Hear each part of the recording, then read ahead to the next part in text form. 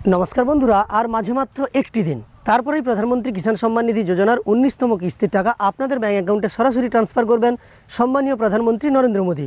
তার আগে বেশ কিছু সমস্যা তৈরি হচ্ছে আপনাদের স্ট্যাটাসে। একটা নতুন ঘর তৈরি হচ্ছে।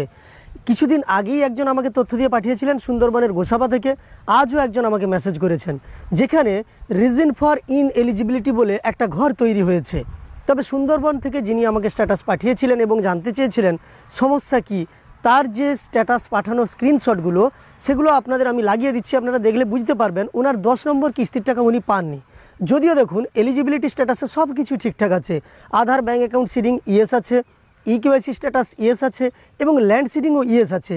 তারপরেও দেখতে পাচ্ছেন 10 নম্বর কিস্তি ফেল হয়ে গেছে। কারণ হিসাবে দেওয়া আছে, আপনারা দেখুন, আধার ডিসিডেড হয়ে গেছে, অর্থাৎ এনপিসিআই ম্যাপিং থেকে আধার বিচ্ছিন্ন হয়ে গেছে। সেই কারণেই তাকে ব্যাংকে যোগাযোগ করতে বলা হয়েছিল।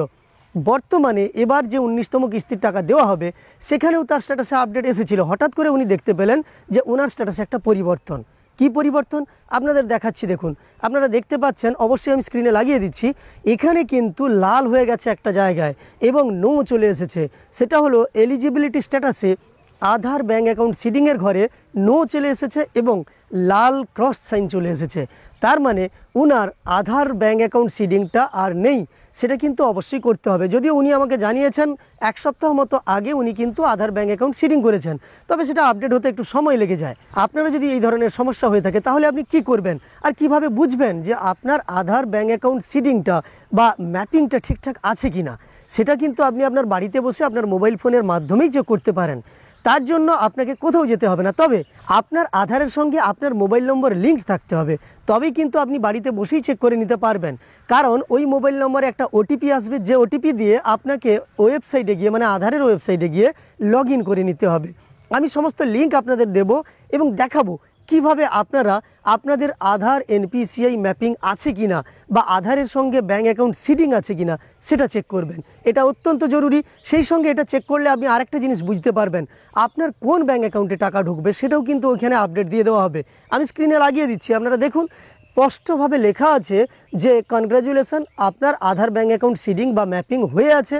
এবং সেই সঙ্গে এই সব দেখার পরেও একটা জিনিস আপনাকে লক্ষ্য করতে হবে, আপনি দেখবেন ব্যাঙ্ক অ্যাকাউন্টের সঙ্গে আধার সিডিংটা অ্যাক্টিভ আছে কিনা।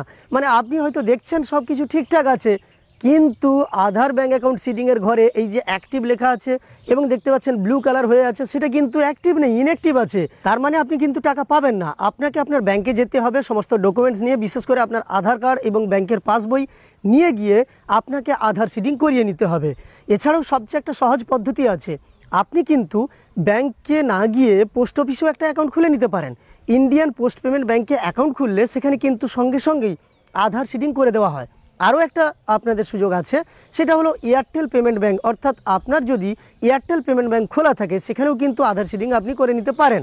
তো যাই হোক, আপনাকে আগে দেখতে হবে যে আপনার আধার ব্যাঙ্ক অ্যাকাউন্ট সিডিং ইয়েস আছে কিনা বা অ্যাক্টিভ আছে কিনা। সেটা আপনি আপনার আধারের ওয়েবসাইটে গিয়েই দেখে নিতে পারেন।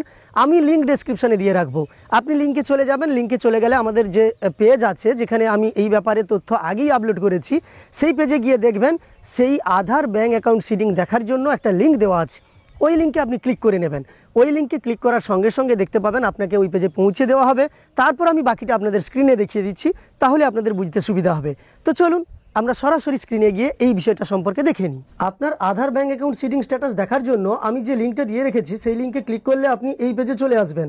আধারের এই পেজে আসার পরে এই যে দেখতে পাচ্ছেন লগ ইন আছে, এই লগ ইনের ওপর আপনাকে ক্লিক করে নিতে হবে। লগ ইনের ওপর ক্লিক করলে পরবর্তী পেজটা এইভাবে আপনার কাছে ওপেন হবে। এখানে আসার পরে আপনি দেখতে পাচ্ছেন প্রথমে আপনাকে আপনার আধার নম্বর দিতে হবে, তারপর এই যে ক্যাপচা কোডটা আছে দেখে দেখে বসিয়ে নিতে হবে। এবার আপনাকে লগ ইন উইথ ওটিপির ওপর ক্লিক করতে হবে, তখনই আপনার কাছে ওটিপি আসবে। যে মোবাইল নম্বরটা আধারের সঙ্গে সংযুক্ত আছে সেই মোবাইল নম্বরেই ওটিপি আসবে। আমি একটি আধার নম্বর এবং ক্যাপচা কোড বসিয়ে নিয়ে আপনাদের দেখিয়ে দিচ্ছি। তো আপনি আপনার আধার নম্বর এবং ক্যাপচা কোডটা বসিয়ে নেওয়ার পর লগ ইন উইথ ওটিপি এই অপশানের উপর ক্লিক করে নেবেন। এর ওপর ক্লিক করার সঙ্গে সঙ্গে আপনার কাছে একটা ওটিপি আসবে। দেখতে পাচ্ছেন এন্টার ওটিপির একটা ঘর তৈরি হয়েছে এবং একটি ওটিপিও চলে এসেছে। আমি ওটিপিটা কপি করে নিলাম। এরপর এই ওটিপিটা এখানে আপনাকে বসিয়ে নিতে হবে। বসিয়ে নেওয়ার পরে সময়টা দেখতে পাচ্ছেন 1 মিনিটের মধ্যেই কিন্তু আপনাকে বসিয়ে নিতে হবে। তারপর লগ ইনের ওপর পুনরায় ক্লিক করতে হবে। লগ ইনের ওপর ক্লিক করার পরে আপনার কাছে পরবর্তী পেজটা এইভাবে ওপেন হয়ে যাবে। এইখানে দেখতে পাচ্ছেন আপনার ছবিটাও কিন্তু দেখানো হবে, অর্থাৎ আপনি লগ ইন হয়ে গেছেন। এবার সার্ভিসেস চলে এসেছে। এই সার্ভিসেসগুলোতে আপনি পরপর স্ক্রল করে নিচের দিকে গেলে দেখতে পাবেন ব্যাংক সিডিং স্ট্যাটাস বলে লেখা আছে। এই ব্যাংক সিডিং স্ট্যাটাসের ওপর আপনাকে ক্লিক করে নিতে হবে। ক্লিক করার সঙ্গে সঙ্গেই দেখতে পাচ্ছেন পরবর্তী পেজ ওপেন হয়ে গেছে। এখানে লেখা আছে congratulation, your Aadhaar bank mapping has been done, অর্থাৎ আপনার আধার ব্যাংক ম্যাপিং আছে সেটাই দেখানো হচ্ছে এখানে।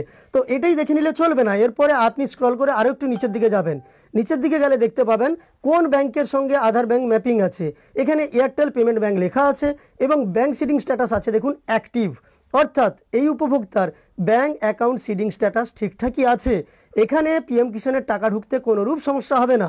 এবং লাস্ট আপডেটেড হয়েছিল দেখুন 13/9/2018, 2018 থেকে 2025 এখনও পর্যন্ত এই উপভোক্তার আধার ব্যাংক অ্যাকাউন্ট সিডিং স্ট্যাটাসে কোনো প্রবলেম আসেনি। তো আপনাদের এই স্ট্যাটাসটা চেক করে নিতে হবে। এটাই আধার ব্যাংক অ্যাকাউন্ট সিডিং স্ট্যাটাস, যেটা চেক করে নিলে আপনি বুঝতে পারবেন যে পিএম কিষাণের টাকা পেতে আপনার আর কোনো সমস্যা হবে না। তো আপনাদের আমি সরাসরি দেখিয়ে দিলাম কিভাবে আপনি স্ট্যাটাস চেক করে দেখবেন। আর যারা আধার ব্যাংক অ্যাকাউন্ট সিডিং করে এসেছেন ব্যাংকে বলেছে যে হয়ে গেছে বলে, এইভাবে চেক করলে আপনি ধরতে পেরে যাবেন হয়েছে কিনা। না হলে এটার একটা স্ক্রিনশট নেবেন এবং ব্যাংকে গিয়ে দেখাবেন যে আমার কিন্তু ব্যাংক অ্যাকাউন্টের যে সিডিং তা হয়নি আধারের সঙ্গে, তাহলেই ওনারা ঠিকঠাক করে দেবেন। আর যদি আপনি রিসেন্ট করে থাকেন তাহলে অপেক্ষা করুন, পিএম কিষাণে আপডেট হতে একটু সময় লাগে, টাকা নাও পেতে পারেন, পরবর্তী কিস্তির সময় আপনি পেয়ে যাবেন। যাই হোক, আপনাদের এই প্রশ্নের উত্তরে আমি চেষ্টা করলাম সমস্ত তথ্য দিয়ে সহযোগিতা করতে। আশা করি আপনারা সকলেই বুঝতে পেরেছেন যে আধার এনপিসিআই ম্যাপিংটা কিভাবে দেখতে হয়। আপনারও আছে কিনা আপনি চেক করে দেখুন। আমি যে তথ্যটা দেখিয়েছিলাম এয়ারটেল পেমেন্ট ব্যাংকে আধার এনপিসিআই ম্যাপিং হয়ে আছে এবং অ্যাক্টিভ আছে। এইভাবে আপনার যদি থেকে থাকে তাহলে আপনার আর কোনো সমস্যা হবে না। চেক করার পরে আপনি জানাবেন আপনার সব কিছু ঠিকঠাক আছে কিনা। আর এই তথ্যগুলো আপনার যদি উপকার এসে থাকে একটি লাইক করে আমাদের উৎসাহিত করার সঙ্গে সঙ্গে এই ধরনের তথ্য আরও পাওয়ার জন্য এই চ্যানেলটিকে সাবস্ক্রাইব করে পাশে থাকা নোটিফিকেশন বেল আইকনটাকে অল করে রাখবেন। এই ভিডিওটি শেষ পর্যন্ত দেখার জন্য অসংখ্য ধন্যবাদ।